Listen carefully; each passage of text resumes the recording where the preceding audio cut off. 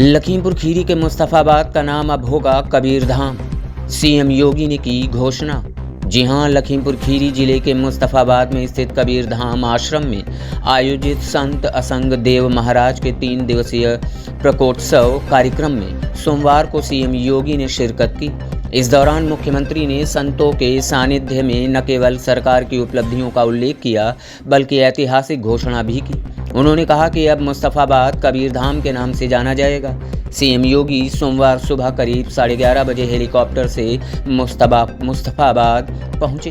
कार्यक्रम में आए लोगों को संबोधित करते हुए मुख्यमंत्री ने कहा कि 2014 में नरेंद्र मोदी के प्रधानमंत्री बनने के बाद भारत ने न केवल अपनी पहचान वापस पाई बल्कि वैश्विक स्तर पर नई ऊंचाइयां हासिल की हैं। आज भारत दुनिया की तीसरी सबसे बड़ी अर्थव्यवस्था बनने की ओर अग्रसर है और जिस तरह फैजाबाद को अयोध्या बनाया, अब इसी परंपरा को आगे बढ़ाते हुए मुस्तफाबाद को कबीरधाम के रूप में विकसित किया जाएगा। आइए देखते हैं और क्या कुछ कहा इस कार्यक्रम में सीएम योगी आदित्यनाथ ने हमारे संवाददाता हरीश कुमार रस्तोगी के साथ। माता की, भारत माता की, वंदे वंदे वंदे।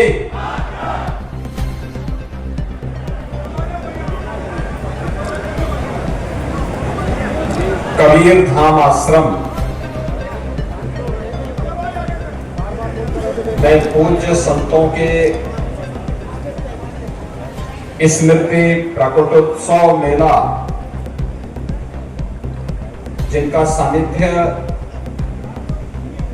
आप सभी श्रद्धालु जनों को प्राप्त हो रहा है, एज ए पूज्य संत श्री असंग देव जी महाराज।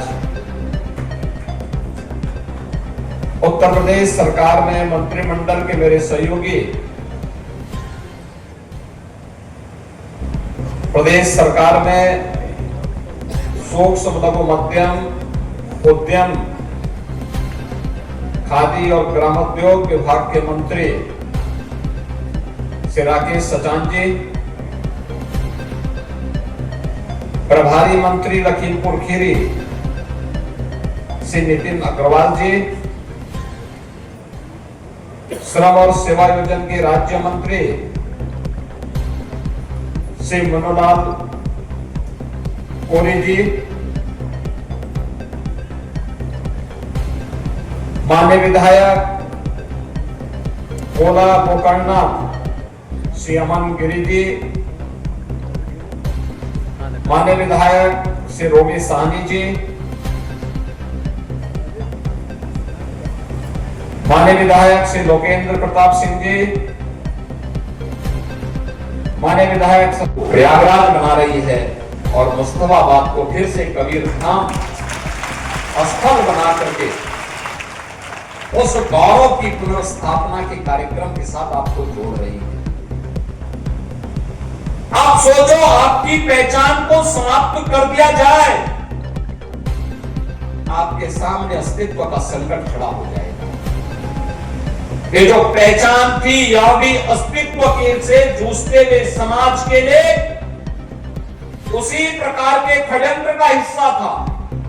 और खासतौर पर इस सीमावर्ती क्षेत्र में तो और भी महत्वपूर्ण पड़ता है। लखीमपुर खीरी केवल एक जनपद नहीं, क्षेत्रफल के हिसाब से देखेंगे तो प्रदेश के सबसे बड़े जनपदों में लखीमपुर खीरी की गिनती होती है। सीमावर्ती जनपद भी है और तब भी इस प्रकार की शरारत करने से लोग पास नहीं आए। यानी यहां पर भी नाम है भी सेकुलर, ये सेकुलर नहीं, ये पाखंड है और इस पाखंड से मुक्ति आज के समय में आवश्यक है और उसी का आह्वान करने के लिए आज हम सब आपके पास आए हैं, आपसे कहने।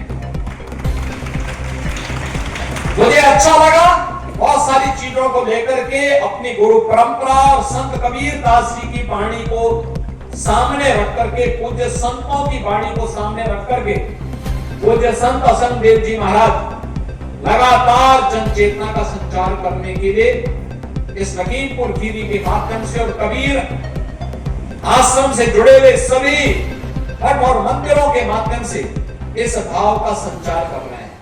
और मैं अक्सर देखता था, जब भी मैं लखीमपुर खीरी आया हूं, मैं लगातार इस बात को देखता था कि उनके सभी संतों के मन में एक जज्बा है। तो हम सबको मध्यकालीन एक ऐसे संत का स्मरण सहसा ही हर भारतीय के मन में उमड़ पड़ता है, जिस संत ने अपनी बेबाकी के कारण निर्गुण भक्ति की एक ऐसी धारा अपने दोहों, अपनी साखी, अपनी शब्दियों के माध्यम से उस कालखंड में प्रवाहित की थी, जिसने सामाजिक विसंगतियों पर प्रहार करते हुए आत्मा और परमात्मा के बारे में आम जनमानस को स्थानीय भाषा में समझाने के लिए बड़ी सहजता और सरलता से उन्होंने अपनी साखी, शब्दी और दोहों के माध्यम से समझाने का काम किया था। ऐसे भारत की भक्ति की निर्गुण परंपरा से जुड़े हुए संत कबीरदास जी महाराज की परंपरा में आज से कुछ दशक पूर्व इस लखीमपुर खीरी में स्वर्ग मिलेगा और मगहर में नरक मिलेगा। उन्होंने कहा मैं उसी नरक में जाऊंगा। आज आप जाइए, मगहर में पूरा अमन चैन है, खुशहाली है। संत कबीरदास जी की समाधि स्थली भी है और वहां पर डबल इंजन की सरकार ने, भारतीय जनता पार्टी की डबल इंजन सरकार ने आज कबीर पीठ की स्थापना और शोध केंद्र बना करके बहुत भव्य कार्यक्रम भी आयोजित किया। स्वयं प्रधानमंत्री मोदी जी ने उसका शिलान्यास किया और पूर्व राष्ट्रपति माननीय श्री रामनाथ कोविंद जी उस कार्यक्रम में हम लोगों ने आमंत्रित किया था। उनके हाथों से उसका लोकार्पण का कार्यक्रम भी वहां पर संपन्न हुआ। यानी हम कर्मों को प्रधानता न देकर के केवल उन मान्यताओं पर विश्वास कर लेते हैं। याद रखना, आप अच्छे हो या बुरे हो, इस बात पे निर्भर करता है कि आपका कर्म कैसा है। हमारा है, पहले हम उस गुरु को प्रणाम करें, क्योंकि वही गुरु हमें परमात्मा तक पहुंचने का मार्ग भी हमारा प्रशस्त करेगा। यह भी संत कबीर जैसे ब्रह्म ज्ञानी संतों के द्वारा जब अपनी वाणी के माध्यम से समाज को बताया जाता है, समाज की उस समय की विसंगतियों के खिलाफ भी किस प्रकार का प्रहार उन्होंने किया था, खासतौर पर आज की समाज के लिए अत्यंत प्रासंगिक है, जिसमें लोगों के मन में अधिक से अधिक संपत्ति बनाने की होड़ सी लगी है, अधिक से अधिक संपत्ति हड़पने और बनाने की, जायज और नाजायज दोनों तरीके से। उनके बारे में भी कबीरदास जी ने जो बातें कही कि साई इतना दीजिए जामे कुटुंब समाए, मैं भी भूखा ना रहूं साधु न भूखा जाए।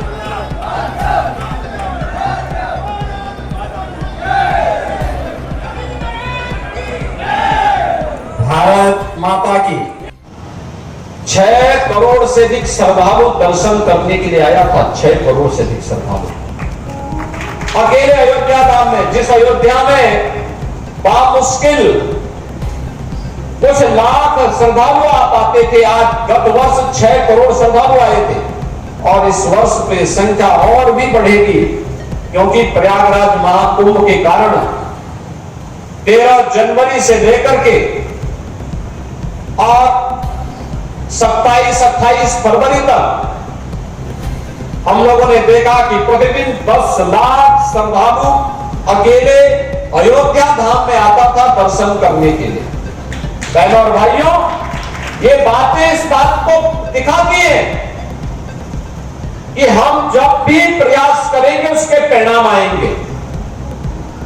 यानी कोई भी व्यक्ति जो इन धार्मिक स्थलों में जा रहा है, श्रद्धा भाव के साथ जा रहा है, निष्काम भाव के साथ जा रहा है, वह सही मार्ग पर ही जाएगा, सही दिशा में ही जाएगा, भटकेगा नहीं।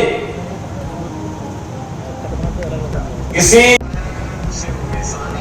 और उस समय भी उन्होंने बहुत कुछ किया था। उनके पूज्य गुरुदेव जगत गुरु रामानंदाचार्य ने उस समय उन्होंने इस बारे में कहा था, जातीय विसंगतियों पर और उस समय की छुआछूत और अस्पृश्यता के भाव पर भी उन्होंने बहुत प्रभावी हमला किया था। उन्होंने उस समय कहा था कि जाति पाति पूछे नहीं कोई, हरि को भजे सो हरि का होई। यानी जो जाति पाति का बंधन जब तक टूटेगा नहीं, ये देश की गुलामी का कारण था। यानी जो देश की गुलामी का कारण रहा हो, जिसके कारण हमारा अस्तित्व संकट में खड़ा हुआ था, जिन कारणों से हमारी आस्था पर प्रहार हो रहा था, जिन कारणों से हमारे धर्मस्थल अपवित्र हुए थे, जिन कारणों से हमारी उस समय की पीढ़ी के सामने अस्तित्व का संकट खड़ा हुआ था, उनमें से समाज का विभाजन एक प्रमुख जाति आधार पर समाज को विभाजित करने की साजिश, लगातार प्रहार हो रहे हैं। और दूसरी ओर आस्था पर प्रहार। आप देख रहे होंगे लगातार कुछ न कुछ ऐसी टिप्पणी जो भारत की सनातन आस्था को आहत करती हो, भारत और भारतीयता को अपमानित करती हो, इस प्रकार की साजिशें लगातार हो रही हैं। लेकिन हम सबको चाहिए कि सबसे पहले अपनी कमियों को हम दूर करें। बीमारी अगर कहीं पे है, समय रहते उसका उपचार होना चाहिए। ये बीमारी इससे पहले कैंसर बने और असाध्य हो, हमें उसको पहले स्टेज में इस पूरी तरह रोकना चाहिए, उसका उपचार करना चाहिए। और अगर हमने समय रहते उपचार कर लिया तो वही बाद में बड़ा घाव बनने या कैंसर बनने से हम उसको रोक सकते हैं। आपके साथ कैसे कार्य करना है इसके बारे में भी वो कह रहे थे। और अंततः सभी समस्याओं का समाधान एक ही है कि हम सब अपने आप को अपने राष्ट्र के प्रति समर्पित कर दें। राष्ट्र भक्ति के प्रति समर्पण का भाव सभी मनोकामनाओं की पूर्ति का एक माध्यम है। और यही तो भारतीय मनीषा ने कहा था, माता भूमि पुत्रोहम पृथिव्या।